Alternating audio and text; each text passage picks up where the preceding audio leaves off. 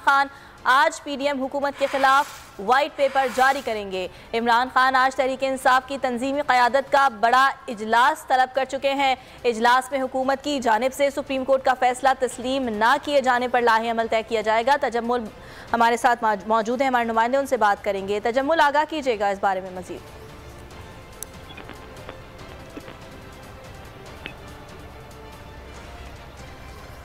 तहरीक जानिब से हुकूमत की एक साला कारकर्दगी पर वाइट पेपर जारी करने का फैसला किया गया है और इमरान खान ने इस सिलसिले में इजलास तलब किया है। तजम्मुल बुखारी हमारे नुमाइंदे हमारे साथ मौजूद हैं, मजीद उनसे जानेंगे। जी तजम्मुल।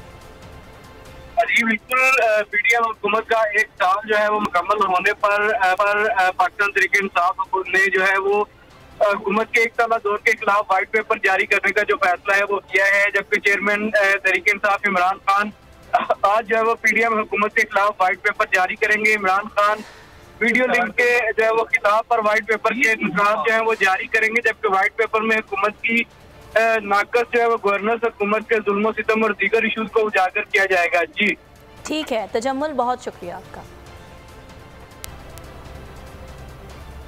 हमारे नुमाइंदे हमें आगाह कर रहे थे इस खबर के हवाले से कि पीटीआई की जानिब से एक वाइट पेपर जारी करने का फैसला किया गया है और इमरान खान एक इजलास की सदारत भी आज करने जा रहे हैं।